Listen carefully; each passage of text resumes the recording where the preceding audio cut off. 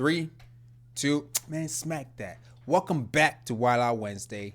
This is the Holy Duo channel, and this is our Wild Out Wednesday. Wild Out number 17, man. 17, baby. You can tell him again, number 17. We got some juicy 17 again. topic for you guys today. And let me tell you, no one is really expecting this. I wasn't even really expecting this. We haven't really prepared for this. So this really is going to be Wild Out, man. Check us out on audio. Straight off the domes, man. Hey, check us out on audio exclusive platforms. Without further ado, man, this is The Dialogue. And we got... Idiot. Hey, we in here, man. We in here. Hey, man, enough with the formalities. Let me jump straight into the question, all right? So today, right, we got to talk about it because I've been thinking about it and we never talked about it. So let's talk about it. Yeah, and actually, you know, this is something that a lot of people want to place into certain categories, I should say. Yeah. And to be completely honest with you, man, this is a topic that I think about often because I'm like, dang, it must be difficult. It really must be difficult, man. The question is it worth it for non-Christians to get married in this day and age? And this question is deep, bro, because everything about Christianity is just going straight down the hill. I mean, Christians aren't perfect people. I'm not saying that at all. But we're hearing crazy things about people who claim to be Christians, right? And it's like people who aren't Christians, these people kind of used to look up to Christians to kind of have these higher, quote unquote, standards or values for their relationships and stuff. And they're seeing how flawed Christians are. And they're like, well, if they're like that, freak that, we can have our own set of standards and stuff. I'm like, yo, this is just getting crazy. So what do you think about the topic of, is it even worth it for non-Christians to get married in this day and age? And remember, man, we're just two guys having a conversation. Just two guys, man. We're not professionals. We're just experts. We're just talking things out. You know what I mean? Just processing out loud. That's all. Stop playing with us. All that good stuff.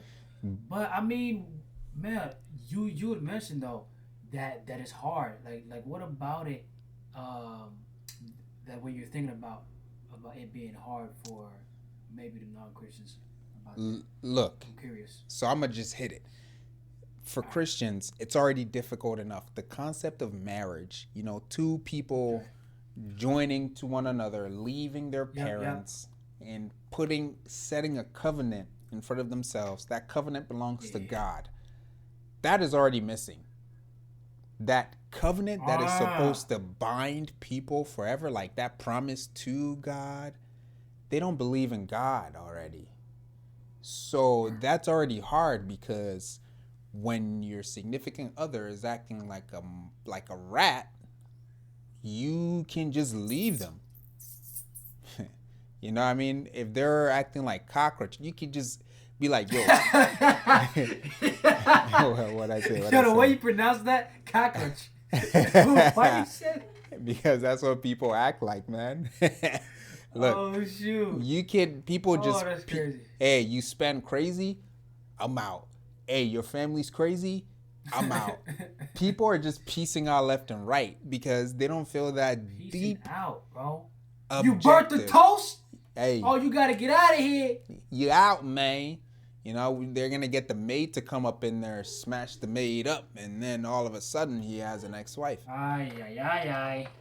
Yeah, man. So the thing about this is that is the first layer of getting deep into marriage, and it's not even there for them. That layer creates a whole bunch of other layers. That's what I mean by it's difficult. It's difficult for non-Christians. Secondly, okay, let me let you touch on that real quick. I was thinking about the point that you made about the covenant missing, because that's a big thing. Because thinking about the vows, you know, and it's funny because everybody want to get married under God or get married in God's name, but don't believe in God really. And I'm not talking Mm-hmm. about knowing about God. I'm talking about you are a believer in Christ. Yep. Like a lot, because every marriage is, you know, well, not every marriage, but most marriages when they do it traditionally is, you know, they put it under God. But what sense does that make if you don't believe God or believe in God? Mm-hmm. Um, so that missing piece of the covenant is really interesting because it's not under God, and so, um, or well, it's placed under God, but it's not like you guys aren't, you know, following God. So that relationship there is definitely not how it should be. Mm-hmm. So when it comes to the dynamic of why or the vows, it's really the vows is like not founded on solid ground really. If you think about it, Yeah. um, it's almost like empty words Yeah. Yeah. because especially in this day and age, you know, if somebody gets tired of somebody, they want to leave. You know, Uh-huh. oh, you know, he's not, she's not, whatever, whatever. Uh-huh. They find a little thing, and they're ready to move on to the next person like a doggone buffet, like they're Mm-hmm. moving into That's another line. So, keyword. about the God piece, bro. About the God piece, bro. It's to me, it's not placed on solid ground because the vows aren't. Because to me, when I think of the vows, you know, you're making a vow to God, Mm-hmm. you know, on behalf of what you're getting yourself into, to the person as well. Yeah. You're making a vow to the person too. But if you're gonna do it before God, that's a higher standard to keep, you know. And Mm-hmm. so, although you're saying a vow to the person, of course, and you're keeping it for the person, but you're really that relationship with God is what's gonna keep that in line in alignment. You see what I'm saying? Yeah. Because of that three-part, you know, a relationship that you both have with God. So you guys are both accountable to God. So it makes the Exactly. accountability to each other much more significant, and it makes a lot of sense when it's like that. So with that point that you made, that's a good one because that's missing. So with the unbeliever, who are they holding the standard to, or you know, like what is that higher standard when one person doesn't want to fulfill their vows and all that good stuff, you know? Where's that objectivity? Who Yeah. you know, people, and you know, to my friends that may come across this podcast in the future, I'm not taking shots at anybody, but I am seeing the issue with marriage and people just leaving marriages, and it's like, yo, what the heck? Why did you guys even get? Because I see a lot of people on social media, my friends included, talk about they got married because this is their best friend. I've never understood that. I've never understood why you get married because it's your best friend. That, and you see right off the bat there is the issue. You know, how many best friends have we had in our lives?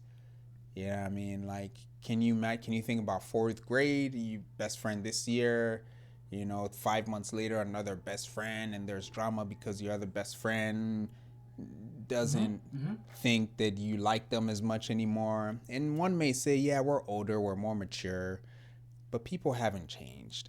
People have not changed. The reason why we have objectivity in front of us is so that we can have kind of a path to know how to do things properly. And that's the whole point of business books.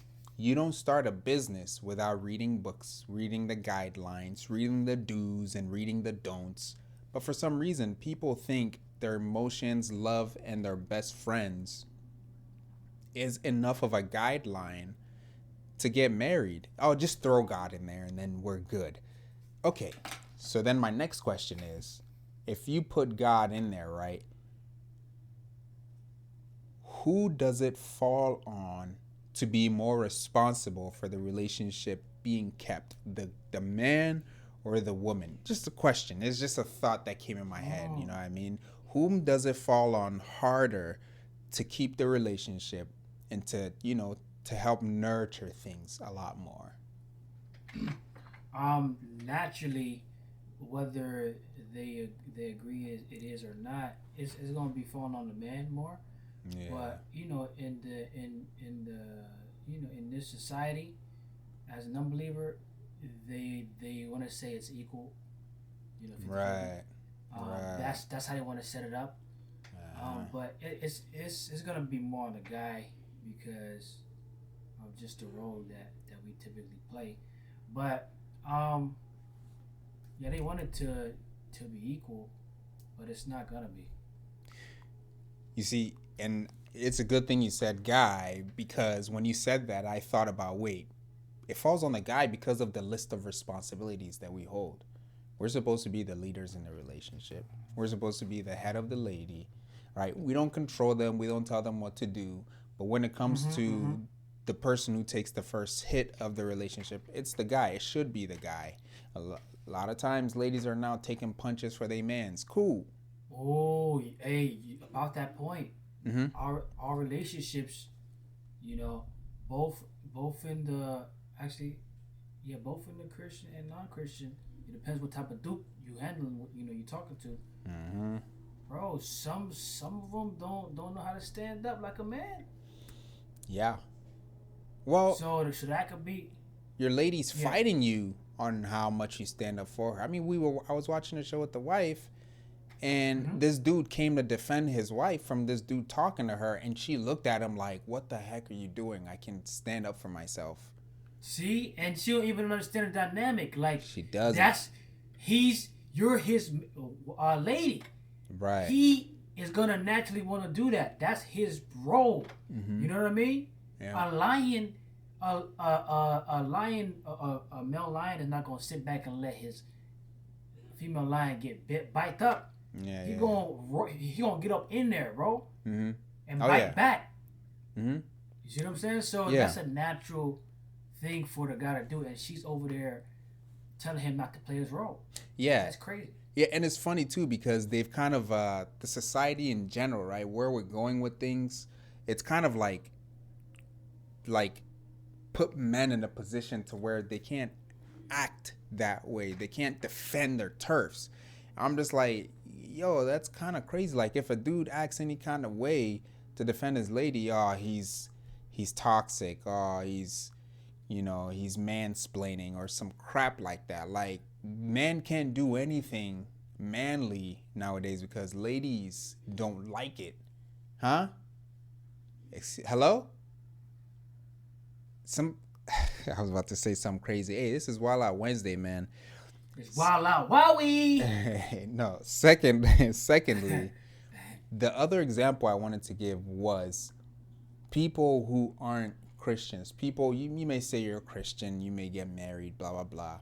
People who aren't involved in the church community, they don't get the blessings and showers that the marriage needs. Let me tell you something. OT Genesis. Let me tell you something. We went to church this Sunday. We get introduced. Not introduced, actually. We went into church. We went to sit down. Right after church, man, people bum rushed us. Hey, I'm this. Hey, my name is this. How are you? How are you? and a brother, right, from the lands of the Americas, from the lands of Zion. A brother came up to me. Yo, this man, he was cheesing. He was bro. I'm telling you, the eye contact was real. Like, he was holding the eye contact, cheesing. Dang. He told me, man, I have so much for you, man. Brother, I can't wait. This dude invited me to he invited me to the men's fellowship. He invited me to a family thing they have every other Tuesday. He got me plugged in, and I'm not even plugged into the church yet. He getting all your credentials, dog. Bro, he got my number. He sent me a couch that they're trying to get rid of. I mean, yeah, Oh, for man. real? Yo, I'm telling you, man, he plugged me in. Yeah. And it was kind of scary because I was like, oh, shoot. The whole thing I'm trying to say is when you get married, if you're plugged into a church, you have people in the church who cannot wait. And he explained it perfectly. He said, when you shake up a soda can and you open it up, what's going to happen? And he was like, I'm basically that soda can. I'm waiting to pour all this counsel on you about marriage. I was like, oh, shoot, it's a little overwhelming. Is he like an older guy? He's an older guy. He's an older guy. 28 years married. Ooh, yeah, that's a good experience right there. But let me ask you a question real quick. Yeah, I'm curious. Was his wife black, white, or Spanish? He was a brother, man. He was a brother from the Americas, an African American brother, man. And his wife was African American. Mm-hmm. Okay, I was just curious. Yeah. She was a sister. Yeah. But okay. That's what I'm saying. Dang, is 28 years in his belt. 28 years in his belt. He might got something nice. Bro, there. He's ready. And that is something non-Christians don't have, right? People out here on the tube space talking about, the chances of getting married and staying married at a young age is it's not very high because you are not mature yet. And I'm just sitting here thinking like, man, these people are not plugged into people who want to pour into their marriages. Look, when you start a business at whatever age you started at, not having prior experience, you're very likely to fail. But if you have someone who's had several businesses, right, and has kept the business since day one, flourishing, profiting off this business, and he comes to you, to your new business and says, man, I can't wait to pour into your business to help you every single day. Whenever you need my help, just call me up. I'm right there to help you. Your business is probably not going to fail unless you're lazy and you let it fail. If you let it fail, that's up to you. That's not up to. So it's on you. You had all the resources. Exactly, and that's the thing. That's a key word. Non-Christians do not have resources for marriage until they have to go to marriage counseling. Until they have to go to, and then most of them don't go to marriage counseling as just a natural exercise, but they go for a hospital, or ER. Right. Situation. Exactly. When it's too late. When it's too late, dog. You could be bleeding out. You don't need to fight that hard, right, man? And to tie it up to what you said earlier about most of the responsibility falling on the men, the ladies that these men choose, they turn around and say, "Oh, my marriage isn't great because he's not doing this, he's not doing that, he's not doing that." The responsibility falls on the man because he's supposed to be leading the relationship into success. Now, if the lady isn't complying, that's obviously not gonna work out right. P. It was, because I know there's some dukes on this tube space that are gonna come after me if I don't make sure that I say, there's some trouble going on the other side too.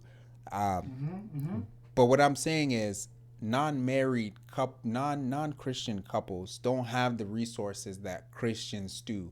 And it's proven. There was a podcast show that a married Christian couple did with a non-Christian couple, and they were like, the non-Christian couple were like, the kind of things that you guys talk about with each other, the kind of people that want to pour into your marriages in these communities and in these church spaces, we don't have that.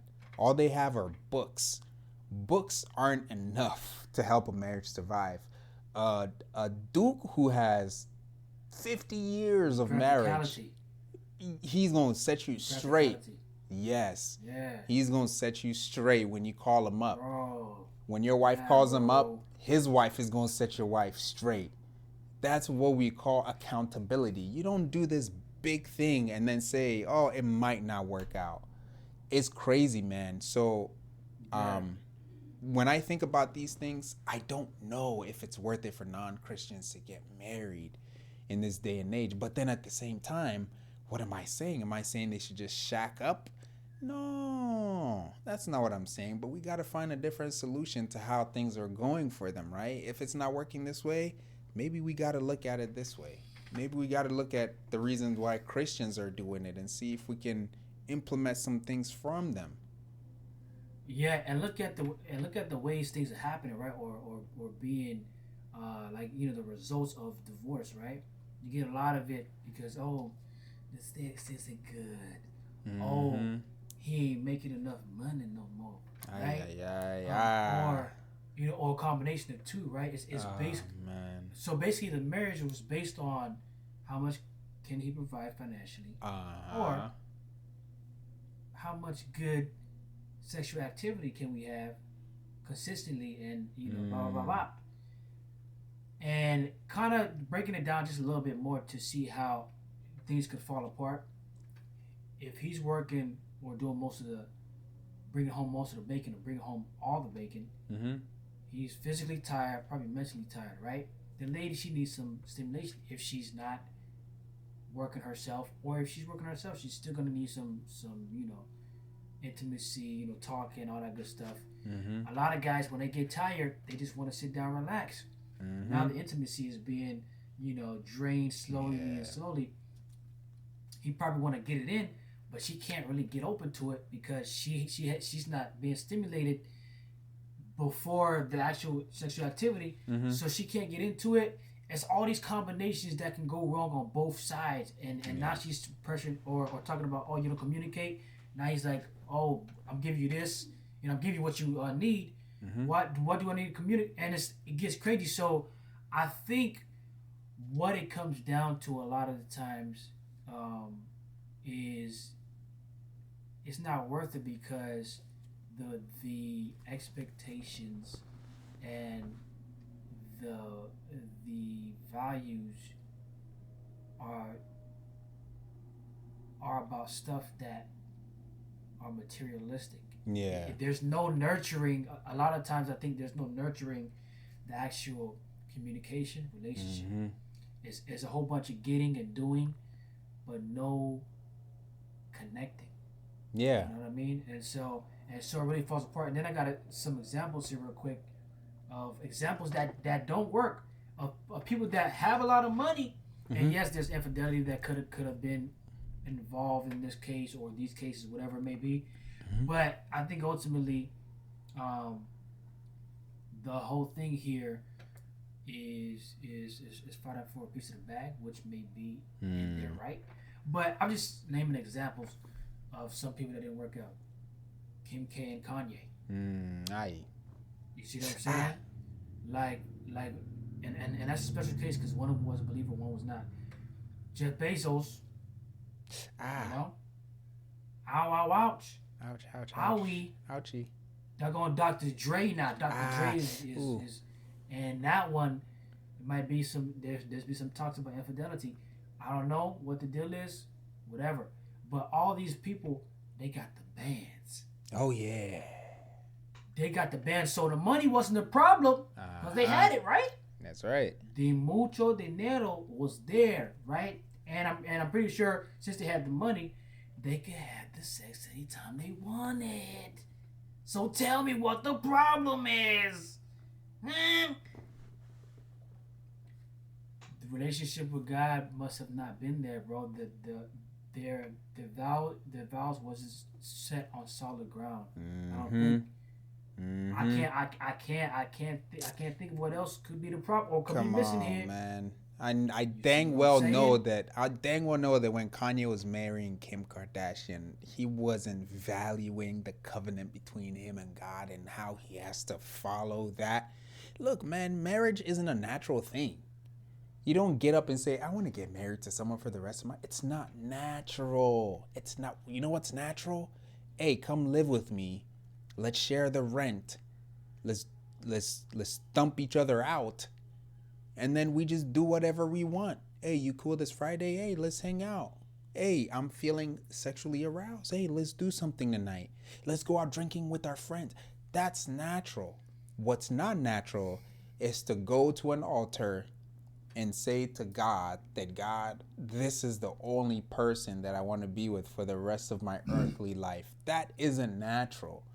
And in order to do what is not natural to our physical desires in our body, we got to be able to be held accountable to an objective standard and keep that standard. Hey, do you know why the laws exist? Because it's not natural for us to not do whatever the heck we want. People feel like stealing, they're going to snatch you right up. But guess what? That dude isn't robbing you because he knows that the cops are going to pop him if he does. It's natural for him to snatch you up, but he can't because there's a law in place. Just like it's not natural for us to be married and stay married, but it can be done because there's a standard. There's an objective standard. So that covenant you make with God, it comes with a bunch of stuff that helps you stay in place. The problem is when people get married, they say, okay, God was here. And they throw out the standards out the window. They throw it out the window. We're done with that. And look, we didn't even get to like the premarital, endeavors, extra partners, broken relationship, bro. That's not even implemented into this big factor, man, which is definitely affected the results. Oh yeah, you know what I mean. Oh so yeah. we didn't even break down what happened before the marriage. Like that's a whole nother animal to slice up. Oh yeah. So just coming into these 2 points about the money and thing, and is it worth it for unbelievers? Man, but this is what I wanted to say too. We do have unbelievers that do make it and that do have successful marriages. Yes, absolutely. That case, I think they have their objectives in the right places or in good places. Like, and when I say good places, like things that aren't materialistic, things that are family oriented, things that are mission based. You see what I'm saying? So they have a purpose for the family. It's just not, oh, let's get all this money, or oh, let's just smash each other till we get tired. Mm-hmm. There's something that they want to do with their dynasty. You see what I'm saying? So in certain cases like that, I think they go a long way. But if they're not careful, any dynasty, Christian, non-Christian, if they're not careful of management, things can go wrong. But I think for the unbeliever side, people that are set up in that way, mm-hmm, where they have good objectives, they tend to do well. Hey, what's funny about that? The successful non-Christian relationships. You know what I see a lot in those? Oh, happy wife, happy life. Oh, my husband, he doesn't do anything around the house. I run the house. He's a child. He's just another child in the house. I've been telling him to fix that light bulb for 15 years and he hasn't. There's a sense of like, there's a sense. Is the mom. I see that a lot. Maybe I may be wrong. But I see that a lot, man. I'm like, there's a sense of like, ill. Like, oh, my husband. Ugh. Yo, funny story. We went to the shop, right? We went to Target to buy some stuff, right? And I bought a drill set because I didn't have a drill bit to fix our drawers and get some handles on there. And we went up to the cashier. We had a pillow with us. And you know what the lady said? She said, oh, you bought this pillow because she's going to put you to work, right? And you're gonna sleep well. Bro, that's an annoying... When ladies be like, oh yeah, she's going to put you to... That statement, bro... When people say things like that, or like she's gonna make you do this, she's gonna make you do that, it gets on my nerves. It does. It gets on my nerves. What are you talking about? Get on my nerves. How about I'm managing my household? How about that? Oh, you're managing your household, young man? Good for you. Talk about something. She's gonna put you to work, huh? What? Huh? She gonna make you work it. Her husband, I wonder where her husband is at. Oh, he's probably working. Hey, man, You got any last pointers for our people here for a while out, man? Hey man, closing statements, man. You're not totally